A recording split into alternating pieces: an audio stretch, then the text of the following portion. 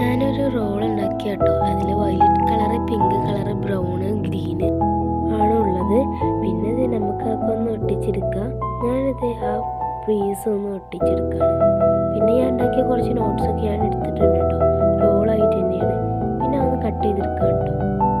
എന്നിട്ട് നമുക്ക് അതൊന്ന് ഒട്ടിച്ചു കൊടുക്കാം. ഞാനിത് അടിയിലായിട്ടാണ് ഒട്ടിച്ചു കൊടുത്തിട്ടുള്ളത്. പിന്നെ ഞാനിതേ ഒരു സ്റ്റിക്കർ എടുത്ത് മേലായിട്ട് ഒട്ടിച്ചെടുക്കാം കേട്ടോ. പിന്നെ നമുക്കിതേ ഒരു റോസ് പേപ്പറാണ്, അതൊന്ന് ഒട്ടിച്ചെടുക്കാം.